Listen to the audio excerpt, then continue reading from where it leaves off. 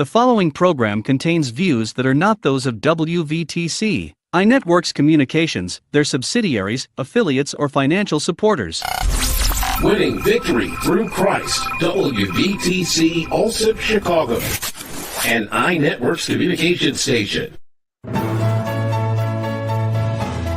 Welcome to Exposing the Narratives, where we examine, reveal, and discuss various topics, events, and of course, the narratives in the spirit of kingdom building through Jesus Christ. Hosted by three awesome men of God, Reverend Morris, aka Frankie D, Pastor Clarence W. Olloway III, pastor of Living Water MB Church, and Pastor Eric Taylor, aka Tae, pastor of Manifest Ministries. And now, join us in Exposing the Narrative.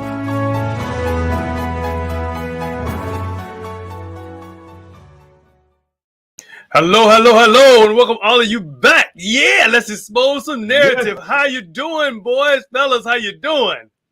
Good to be back. Good to be back. Frankie D. Yes. I'm happy to be back, everybody. It's been a while, but we definitely enjoy seeing and hearing. Yeah, we can see you with our spiritual eyes. So thank you for joining us today. And a lot of things happen, man. A lot of things been happening since we've been off. This being Happy New Year. Happy New Year. Happy New Year. Right. Happy. Yeah, you're right. Happy New Year. Yeah. Yes. Chiefs won the Super Bowl. Yeah. Yes, sir. That was an awesome game. I enjoyed it, and I'm just excited about the new year. And my motto this year, everybody, so everybody know my motto is it's going to be in Christ Jesus in 2023. That's my thing. Be in Christ Jesus. Be in 23. Let's be. That's my thing. What about you two? Well, I have greater expectations. And with greater expectations comes greater responsibility, greater accountability, that we might work together to win souls for Christ. Greater expectation. That's nice, man. Jeremiah that's 29 and 11. Yes. But I know you got something on there, Frankie D. Everybody want to hear yours. Mine last year was present towards the mark of the higher calling. And this year, hold on, I got it written down. And I should know this by heart. But I've been doing so many different things that hold on, give me 30 seconds. Okay, I go this year. Yeah, go ahead. Yeah, come back. Whoever want to join me this year, I refuse to let this year be like last year. Last year, one of the worst years of my life. I want to go through the worst years of my life. I refuse that this year. One thing, it made me stronger. I'm a living witness. So I'm living on it. He mixed up some eggs over there. What are he doing? His slurp. It's funny because you got an old cassette recorder or something. I don't know what's going on. But anyway, I refuse. I want this year to be great. I'm pushing forward. I'm just seeking the kingdom like never before this year. But those who want to ride with me, let's ride together. Let's really go out there and win some souls for Christ, so Christ can use us because He kept us all here for a reason. So let's fulfill that thing. So God, to go our life, because you here, it's only because of God's choice to leave us here. So I'm determined to seek Him more. Show me what it is He got for Pastor E. Yep. All right. Well, this year we started this year almost like we ended it. Okay. But my thing is we lived all of our yesterdays for today. Right. God woke us up this morning, and thank God we woke up in our right minds. Praise God. You're right. You're absolutely right. That's one thing, Pastor Clarence, you lead on, definitely, me, you talked about some things. I say our parents say, man, and old folks say, thank God, close my right mind. And I've come into it in a real way. But what it is, if somebody be closing their right mind. Yeah, I knew the statement meant, but it's one thing to understand it and to know. Pastor Lance, you got a little bit of static came on your mic a little bit. So I don't know, it was really clear at first, but I know it changed. What happened? I'm the only one at home. Yeah, this technology do, man. It can do anything, man. Yeah. So I think Frankie D being heard clearer now. No, it's still staticking a little bit. Yeah, I don't know what it is. And I think Frankie D, he trying to write him something up, No. I had it written down, but I get to it. But that's actually, it's funny because when it was given to me, it was given to me at the beginning of the year, and and I'm just trying to get the exact scripture and everything else, and I know it, and I got it written down. But okay, let's go ahead with the first subject, and I'll give it to you by the end of the thing. All right, we're in the Black History Month, and I told I told you guys that I had a quote from John Lewis, and the quote was, "You are the light, you are the light. Never let anyone or any person or any force damper, dim, or diminish your light. Release the need to hate, to harbor division, and to enticement of revenge. Release all bitterness. Hold only love, only peace in your heart, knowing that the battle of good to overcome evil is already won." Think about those words. You are the light of the world. Yeah, it's really staticky, brother. I don't know what's going on. You hear Frankie D? Just a little, but go ahead. Y'all got better ears than me. I don't know what else I can do. I put it on hyper standard. It wasn't at first. And it's, you know, I just went there. I don't know. Maybe it is my my furnace came on. That's the only thing. No, it's a static. It's not a wind blowing. It's a static. Every time you talk, it's speaking to static. I know. Okay. So let's see if you could get something worked out there. Maybe try your headset or something. That might work better. Interesting, yeah. But definitely looking forward to some different exciting subjects. And thank you all for tuning in today. I see some people tuning in right now. Thanks for tuning in. Yes. Good. It's good that we got a exciting show. We always got a exciting show because it's always good to. Is that better? Yes, that's it. Say it again. All right. Say something. Let me hear you. Talk. Holler if you hear me. Okay, I found it. I hear you. That's good. No, it's clear. That's clear. I mean, that's clear. You know, one thing about technology, we don't know what's going on. Huh?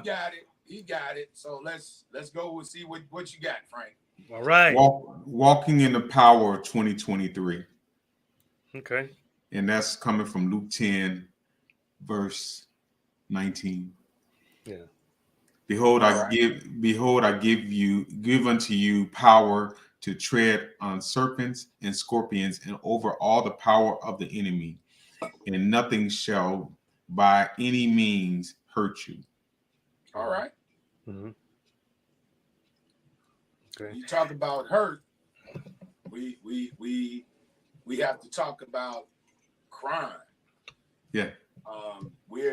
We're here in this month of February, Black History Month, election cycle, and the biggest thing in the city of Chicago right now is all the candidates want to fight crime. Right. How do we fight crime? And it's not just here. No. While we were off, there are several things that have happened. The Memphis 5. I don't know about you guys, but the most shocking thing about the incident in Memphis was to find out that it was African Americans, police officers sworn to uphold the law that did this to this man and his family. And the response was correct. They got fired, investigation. You had other people involved. Other people were suspended. But why did it happen? Because we prejudge people.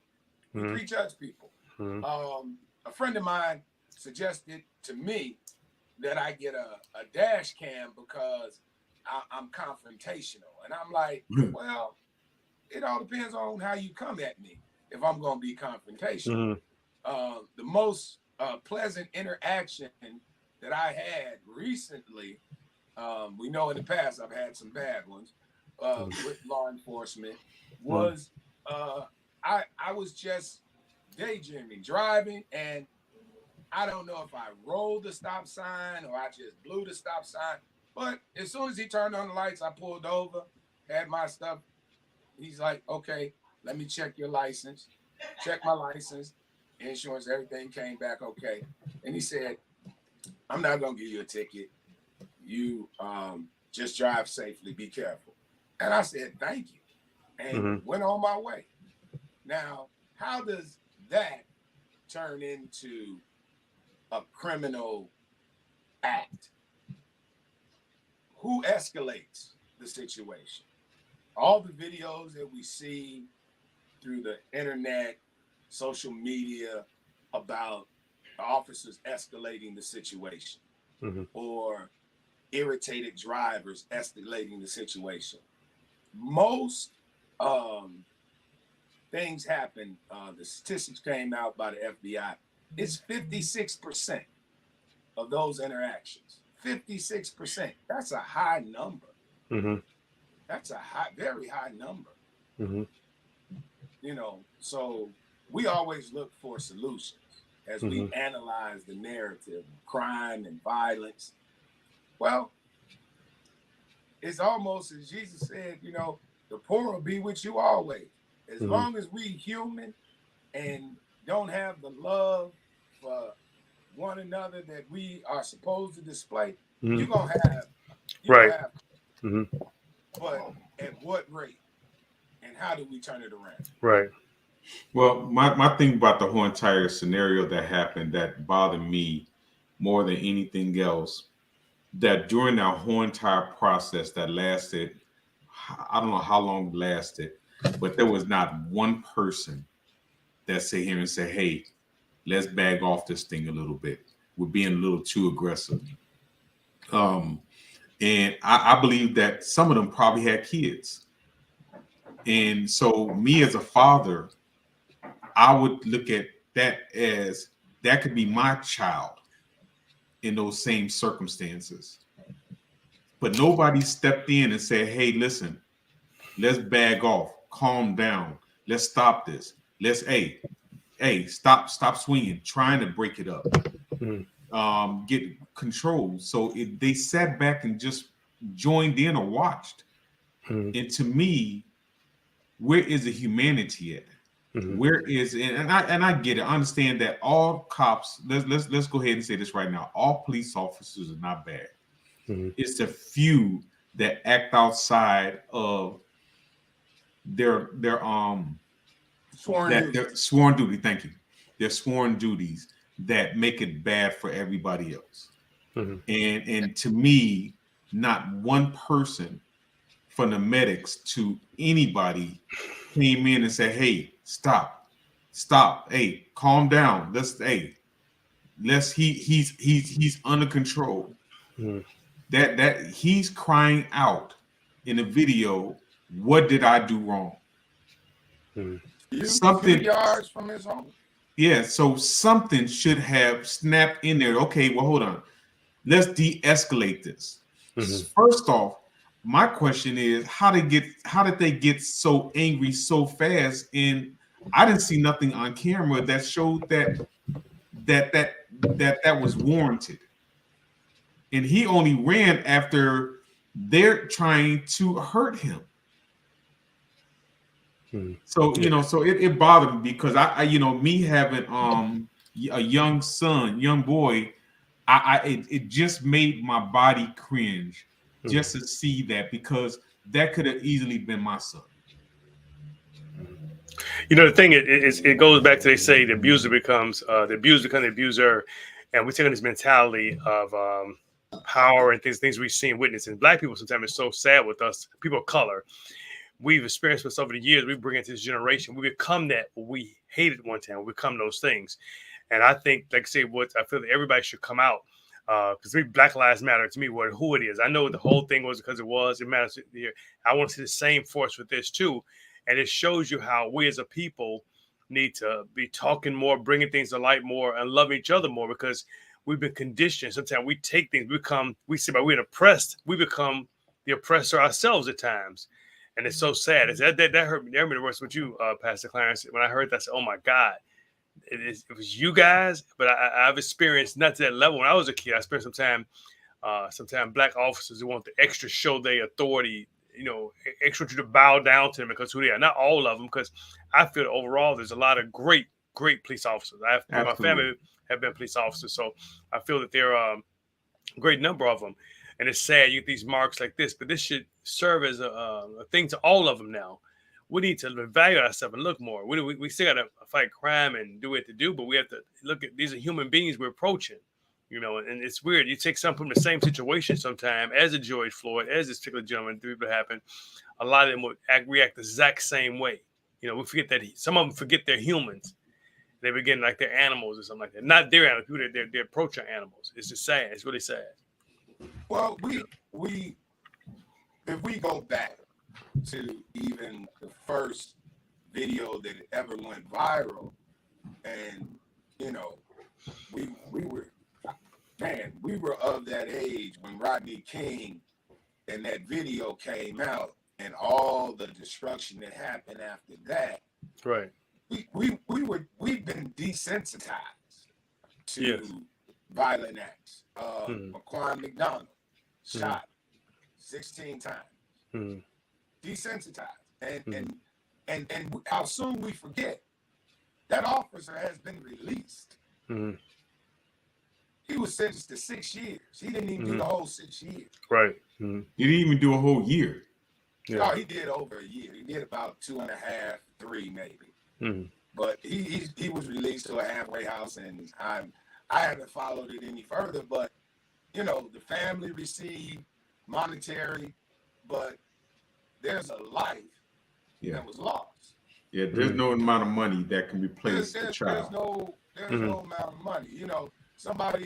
People used to say, well, I would get in the ring with Mike Tyson for $1 million. Okay, but you'd be brain dead after that. Mike ain't gonna kill you, and no mas is no mas once you got me down.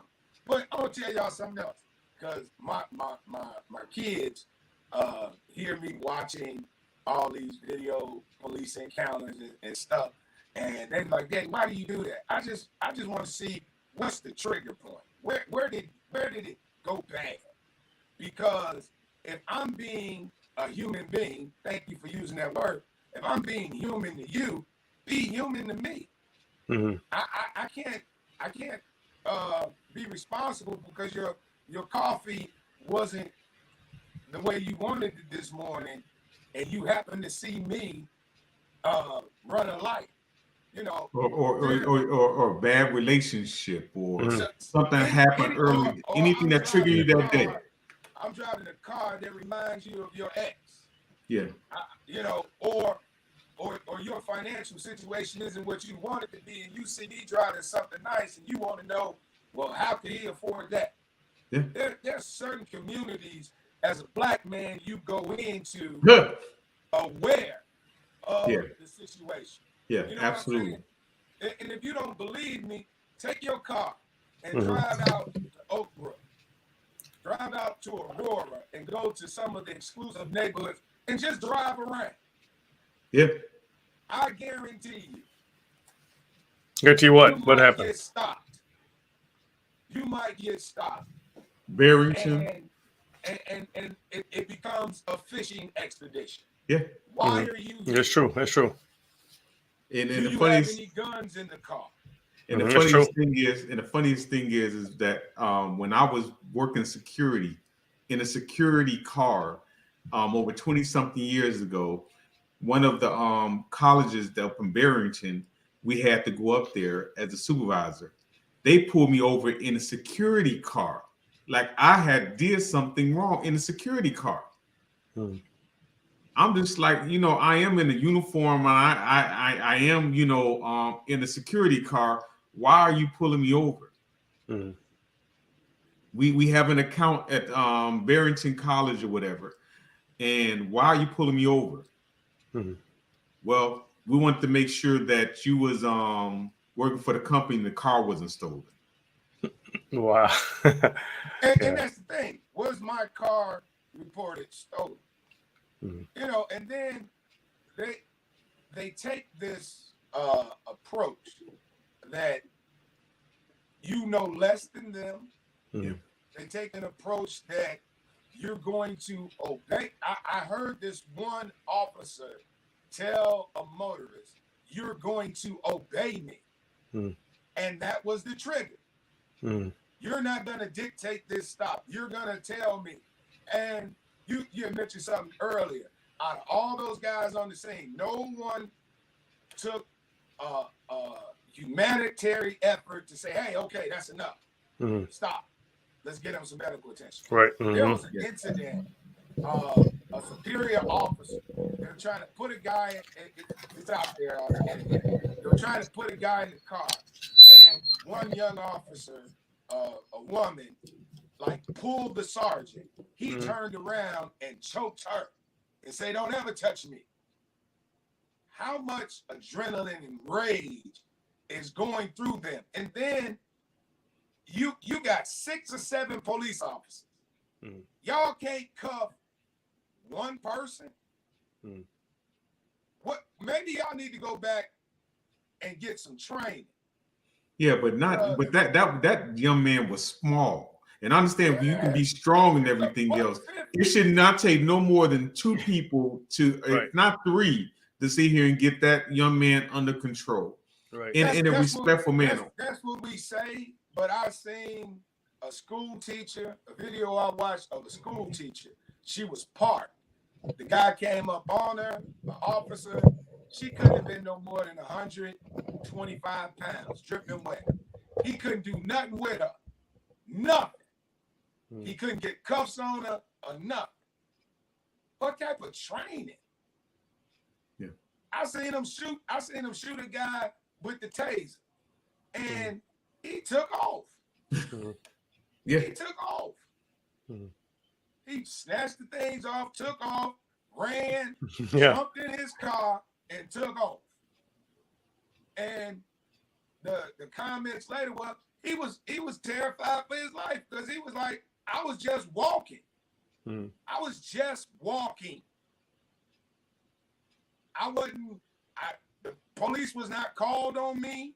I was just walking. And then you see, because, and I tell Pastor Taylor this all the time, the way people edit and produce something is to get you to think a certain way. But at the end, and I hate some of them because they never give you the resolution of it. At the end, this young woman came on and said, well, I called the police, but it wasn't about him. Why did y'all attack him? Why did you jump out and attack him? All over this country.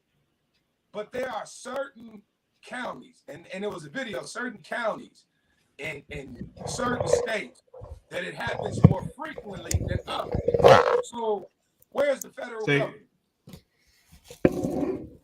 Taylor, you're too loud. Oh, I'm sorry. Where's the federal government in this? How the Chicago Police Department was held accountable by federal mandate. What happened? What happened? Is it being enforced? You've been censored for your interaction with the public, and the public pays your salary. You know, it is, you know, but now I have a question towards all this. What is the church doing about all of this, and what can we do better? Well, not just when it happens, but even before it happens. My standpoint on, and people, not just people of faith, but people want to point the finger at what the church is doing. Okay, we're out there with the protesters. We're out there standing up for civil rights and justice, not justice just for African Americans, but justice for all. Because the laws should apply to all of us. Yes. Not some of us. But and that's where that critical race theory comes in when you look at it and see how we've been treated. But yet we've overcome a lot. But yes, we still haven't gotten equal under the law. And not just the law. If you look at the situation, I saw this on sports yesterday. If you look at the situation with the coach for the Boston Celtics. And his permissiveness with a subordinate employee.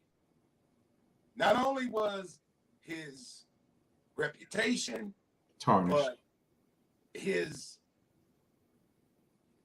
way people thought of him. It wasn't about what he did on the basketball court. It was about his interaction with this woman.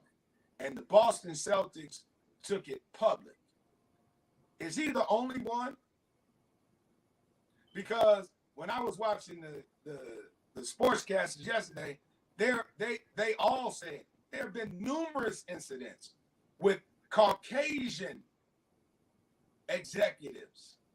Oh yeah, that never touch the air. There were so many reports. I'm just gonna say this, and I know this. There were so many reports about Roethlisberger, quarterback of Pittsburgh. Great quarterback, great sport representation of leadership, comeback, longevity, all of that. But he had several incidents that were at least just 3 swept under the rug. Yeah, got nothing for it. But you look at the difference. Ben continued to play. Deshaun Watson had to sit out. Yeah, my Vic with dogs. Man, don't even bring that up. I'm just sitting there saying, they put more on it about Mike Vick and dogs than they did about 3 women coming out. At least minimum of 3 women coming out with Ben Roethlisberger. And that was just what we heard about. Yeah, that's what we heard. That's what I said. The minimum that came out that we know of. But then also, what you just brought up a good point as far as that's concerned. When that incident happened with Phil Jackson, that even though they talked about it a little bit, it was done in a different manner.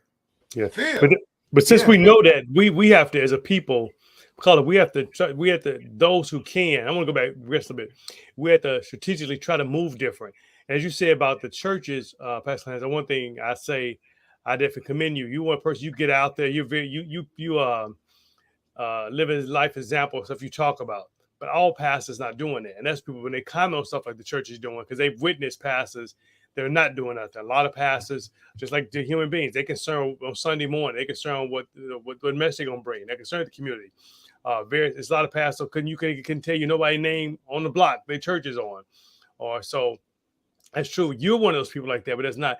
But as ministers, we do need to be more involved. You're involved, and it's sad to say, but a lot of it, I think, its majority is not involved. I know from I would kind of I can go to different ministers. I know they're not involved in that. They talk and they have things to say. We don't. If you put on the news or in a surround like this, they got plenty to say, but they're not getting out there. But we're supposed to be held to a higher standard for ourselves and by others. We should be doing something, talking, educating our congregation and educating people, but we should act. That's the one thing that's missing from us people of color. At one point in time, the church and the barbershop was where you got things like that. They talked about it. That's in church, but now it's like a small percentage of people that's like you that's doing it. We have to do that because as people of color, we have to move different. And it's going to be this way until Jesus come back. So basically, we got to move strategic. How do we strategically move different? And that's what we have to start to do. How do we educate? I was talking to a lady the other day. We was talking about crime and different things and a couple of ministers. Matter of fact, yesterday, I was saying at one point in time I was growing up. That time, Islam had the fastest growing religion at the time when years ago, Farrakhan was growing real big. Why? Because they taught love and self-respect of man and African queens and men and sir and different things about each other.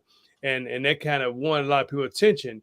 And we wasn't doing it as a community of Christians, of people of color community. We wasn't doing it. We were concerned with other things more deeply concerned with building our up and building women up and building ourselves up. We have to go to that because that's what we have to do. We have to start to build each other up as our human needs and stuff like that, and make us feel that we're somebody. We are somebody, but make us feel that way. And we got to treat ourselves. And that's why sometimes until we get to that point, it's gonna be worse.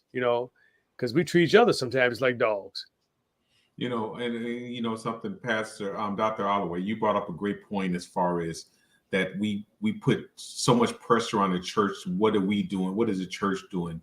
Let's flip it a little bit. What can we do what can we do as a community? Right. Okay. To sit here and change things. Just pure on your individual moral compass. We never got the video for my little transaction or incident with the police. It was too long, and maybe we'll get a chance. One of you guys can cut it up or whatever and see what transpired. But in my interaction, I followed up. See, we get involved in something and it's injustice and we don't follow up. We just keep that venom or revenge in our hearts, and the next encounter is treated like the last encounter. But if you work through it, and that's what I did. I was like, hey, I need the tape of my interaction, filed a FOIA request. I looked at it. I shared it with you guys. And my next step was, okay, am I going to file a complaint? Yeah, I'm going to file a complaint. I filed a complaint. The officer's history was released to me. Found out he had been moving around from different suburban police departments. And he had an affinity of Black involved complaints, and they didn't want it to go any further. I didn't want any monetary. I wasn't damaged monetarily or anything, so that wasn't my goal. My goal was for him to recognize his own fault, to recognize his interaction with the public that could have escalated to something, you know, that it shouldn't have been. Right. And his accusatory tone because of the color of my skin. So we got to look at ourselves. What are we doing? You see little kids acting up. We're afraid. We're afraid to break up 9 and 10-year-olds. Yeah. 11-year-old carjacked a car. 11-year-old. I was playing control racing with the little guns and the train tracks at 11 years old. He carjacked someone. 13-year-olds stole a car right over in Robbins, hit a 71-year-old man and killed him. Where are the family values? And see, that's where I think that we need to get on the legislation to make changes to some of these laws. And we can do it if we stop spending money. I guarantee if we go on strike and stop spending money for a week, 3 to 5 days at any store or anything like that, I guarantee you that the big businesses will start reaching out to legislation and say, hey, listen, they stopped spending money. So we need to do something because we can't afford to lose our businesses and our billions of dollars or millions of dollars that we are investing in, or that we selling stuff in every week, every day in these neighborhoods. If we stop spending money for a week, I guarantee we get some change. In certain instances, I find that to be effective. Protests, monetary protests, okay. But my thing is, this is started, and you can go back and look. There's a TikTok video that shows you how to steal a car from a Hyundai and a Kia from like 2015 to 2019, I believe. I might be wrong. Right. But the video shows you how you break in the car, get the car, and just drive off. Now, the manufacturer knows that there was a defect in the security system. The police know there's a defect in the security system. And the rate of those cars being stolen, you know what the corporate response was? The insurance company's not going to insure those cars anymore. Yep. That's their response. So a car that you paid for, that now you need to get another car because you want to feel safe and you don't want your property stolen, no longer can you insure, and the value of that car has gone down. Now, if you spend an extra $500-$600 to get another security system put in there, matter of fact, the police were given clubs to put back on cars. Well, the club only slowed down the thief. It didn't stop the thief. No, and they're still gonna break your window. Exactly. So you're still out of money either way it goes until they figure out they can't steal it. Your window's still busted to get in. Damage is still being done to your car, vehicle. But the problem I have, you got 11, 13-year-olds, and I'm not talking about the older kids that's still in the car. But in my day, we called it joyriding.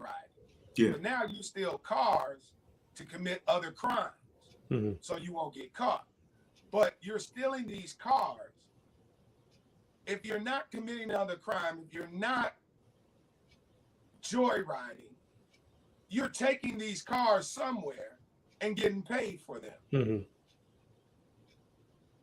The parts. I had an old Mercedes-Benz that, man, it just went bad. I couldn't put no more money into it. And I tried to sell it. Like $600-$700, whatever. And people were like, no, I got to put $1,100 in it to get it to lift back up. I don't want to buy it. Took it to the junkyard. And the junkyard was only going to give me like $200 for it. Took it to somebody that needed parts and we're going to break it down and whatever, use it for that. Gave me $1,000. So there's money in it, yeah. And piecing out the parts. Yeah. So where are we trying to fight this carjacking from? Going back to what going back up a little bit, back to community. That's the one thing too. We need to invest in the community. I remember when I was a kid, there was community programs. It wasn't many, but it was a few such community programs. And when they do, the party kind of gets me with that. Sometimes they do invest in community programs, community people. They pick the same people who haven't been doing nothing for 20 years, keep giving them money. They got a track record. They track record, turn to the community, they're doing nothing. But sometimes they've gained this influence. They put through and got a few grants, got a few in-kind things. They seem to get the money, but they need to look into people, get them on the ground for a look at who's going to do work, who's going to impact the community to be able to mentor these kids, and get them some life training skills and do stuff like that. They hopefully get their mind. A few of them can steal their mind from it. But a lot of times it's not like that going on. People that live on a church, Pastor Clarence, he's doing stuff in the community. Find people like that. It won't take long, but a lot of times people that's just giving the money out, they don't want to do the extra work. They just prefer to give it to Billy Bob over here, who ain't been doing nothing who getting grants since 1995. He's still getting grants and ain't doing nothing with it, but digging his house out. You know what I mean? So the thing is, that's what they do. Invest in the community, stuff like that. We can. When money come through, these politicians get money, gives people who are going to do stuff in the community that's going to affect. You can't affect 100%. I mean, you reach out to affect 100% of the youth, but whatever percent you can affect, that's good. But it's nothing like that being done. This way, we can make a combination with the churches and the community together. Like I said, some we go down the family a little bit. Some come from broken homes, broken families. So, and maybe we can start funding the community to rebuild these families. It gives kids a sense of family from the community programs. I want to take an example. This recently, we passed it before the pandemic. Go back to 2018. I was at Austin Town Hall with a lot of teens and youth, a lot of the over Austin community. A lot of them kids, man, wasn't nobody at home. So basically, hung up there to the park almost closed. And said, okay, y'all got to leave now because they had nowhere to go. Sometime they're home with grandma, and grandma was there for to be somewhere besides for the house. I didn't get to the deep because some I knew I got into what was going on at home, but some didn't have nowhere to go. If they had more things like that, they'd be to get involved in. Yeah, a few of them that didn't want to come. They, they kind of they want to hang out in the street. But believe it or not, there's a lot of percentage of people who want to come in there. But when they don't have nothing to do, peer pressure puts a lot of them in there. Because you'll be surprised. It's probably 20% that's active in doing this stuff. And the other 80% is going along with it. And I don't mean 100% people doing stuff. I just mean the fact that of this 20% that's doing something, there's 80% of that 20% that don't really just going along because they feel peer pressure. Well, I definitely agree with what you both were saying. But it's time to make changes one way or the other. Like Dr. Holloway was saying, that we have to individually look at ourselves and see what we're doing. But we also need to get out there and vote. And that's what's killing our community more than anything else, to be honest with you, is we're not going out there voting. Some people, my vote's not going to count. Some other people they're not going to change anything. But we can't change nothing if we don't get the right people in the right places. But that's the key shit, is getting the right person. You can vote. We can 100% vote out. But if you vote for the wrong person in, it's still the same thing. I mean? Yeah, it's listen. I've been raised in politics, community activism. Excuse me. God bless you. Thank you. And your vote counts. And more than ever, you need to understand the percentage. Okay, the community that I live in, you go through the city marker and it'll tell you that there are 25,000 people that live in this community. 35,000 people live in this community. On election day, when you count up all of the votes, 7,000 people voted. Yeah. 8,000 people voted. Yeah. That's ridiculous. Yeah, it is. I'm not going to say it. Yeah, I agree. We have a thing that they call come sit with the mayor on Fridays from 12 until I don't know what time. And you just go and you put your name on the list, and he gives attention to, maybe gives you 15, 20 minutes or whatever. But publicly, I went and this guy told me, we're not fixing your potholes in the streets. We're not doing that.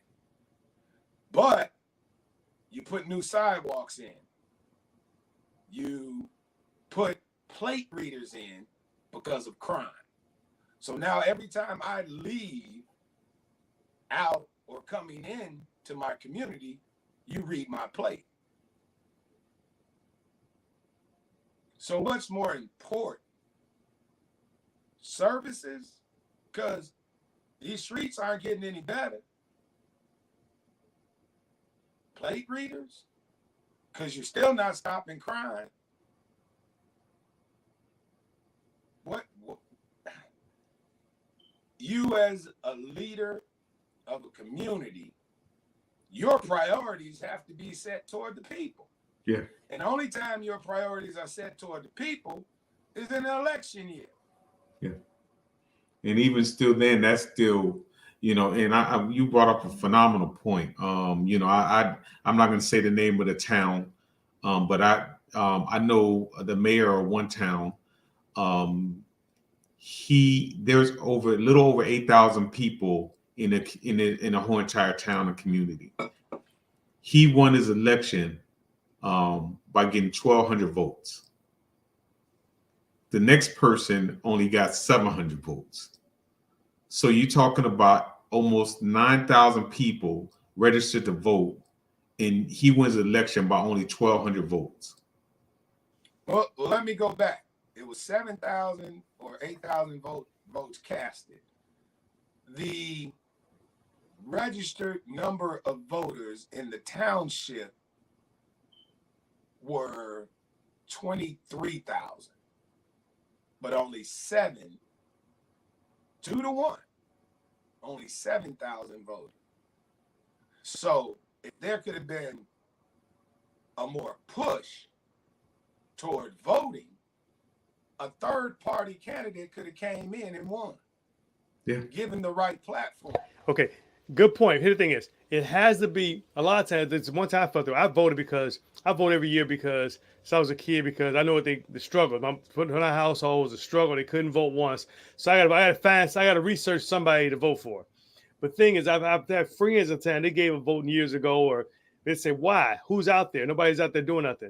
What we have to do, probably, as people call it, start to pick somebody and get people and grow them up to go in those areas. Absolutely. Not let's just face it, I won't get no deal with you guys, but let's I know I'm gonna get bricks thrown through the through the screen, people. Obama was chose from the beginning, a long time. He was chose a long time ago to position himself where he was. Some of us for reasons for we get that conspiracy thing later with me one day. That's what you said. He was chosen a long time. He was chosen a while back for what he did and what nothing he didn't do. Whatever it was, he did. So I'm saying is the powers that be. So the thing is, we have to do the same thing. We have to strategize, get people, start grooming people up as 15, 16 years old now and get them interested. But when I was younger, I was interested in something like that. But the thing is it was people, sometimes families at the time that were precinct captains. They tried to exclude certain families out because they want to keep control of it. So they played, even though we would have been a better person, so we had to get away from that stuff. And that's why I say church community had to get involved. And the community say, you know what?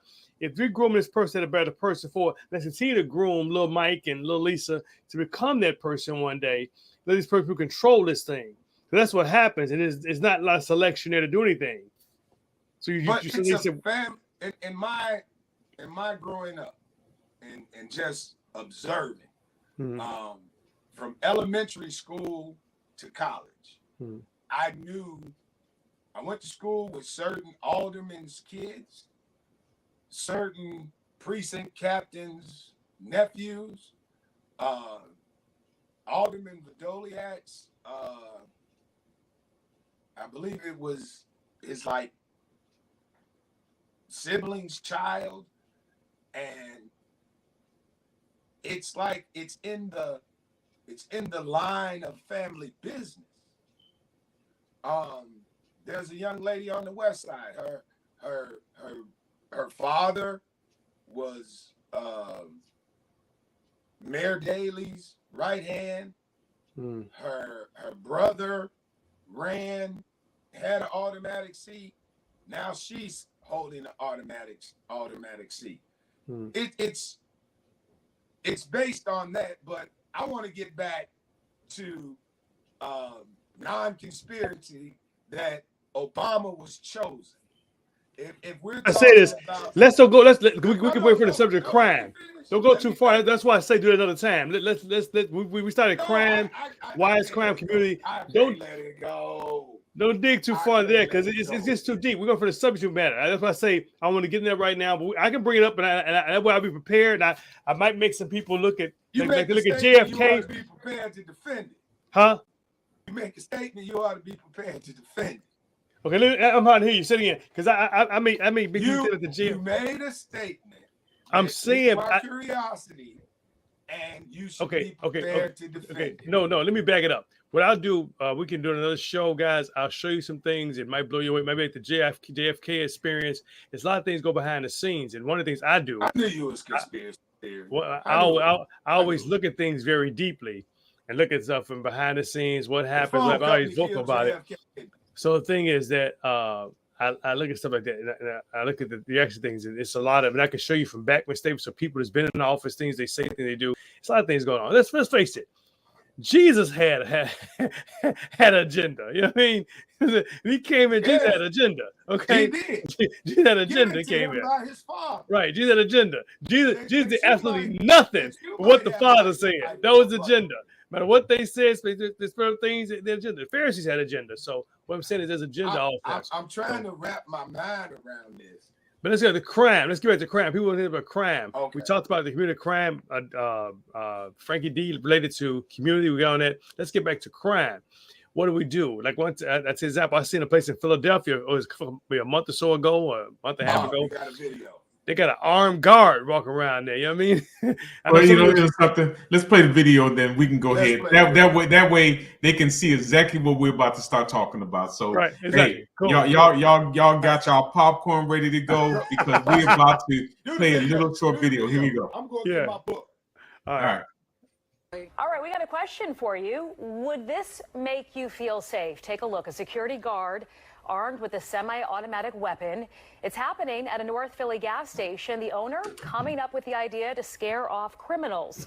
If you saw this is our go vote for tonight. Would you feel safer or uncomfortable? So right now the vote is 65% of you saying safer, 35% uncomfortable. So be sure to vote at fox29.com/go vote. Shawnette, you spoke with the gas station owner who says this is needed to keep both his workers and customers safe. Yeah, interesting listening to those numbers you just gave us, Sheba. So the store manager says that he had to do something more than call 911. And most customers, I'll tell you, that I talked to this evening on and off camera say that they support this, but there were a few who say they don't believe this is the right approach. Hired security strapped with AR-15s or shotguns, standing guard and walking the property of this North Philly gas station and convenience store. This is supposed to be a city, right? And you got your kids walking around. Guns like that should be on the battlefield. Corey Berry says she's on board with it. If you're trying to get gas, you live in a bad area, and the only place is here, and they're getting robbed all the time, I mean, I support the owner. Neil Patel is the manager of this Carco shop franchise at Broad and Clearfield. We are tired from this all nonsense. Robbery, drug trafficking, racketings, all kind of hanging around all gangs. He shared with me these videos of what has led up to this drastic response to crime at his business. Over the past few weeks, he says his store was trashed by young people, an ATM stolen out of the store, and he says his car was vandalized while parked at the store. They're forcing us to hire the security, high-level security, state level. I am fearful for my safety of my employee as well as my nice neighborhood. All customers. So 3 weeks ago, he hired the Pennsylvania site state agents. We wear Kevlar. We are trained. My guys go to training every other week. They're proficient with this. They're proficient with their taser. They know the laws. Andre Boyer is the chief of the company. As a Pennsylvania state agent, that's what it says. The law tells us that we have a right to protect this property in any means necessary and whatever force necessary to be used to protect it. All right, I think he left. I don't know what happened. See. Yeah, that's right. He'll be back. I just want to hold this up. I don't get any money for it, but this is a good read. Okay? This is a good read. This is the promised land. And I found no conspiracy in this. Now, getting back to the video. The thing that I have questioned, when the armed security guard gives his speech, my men are trained, my men know the law. The guns that they are carrying are military assault rifles. Okay. Is it a deterrence or is it an intimidation factor?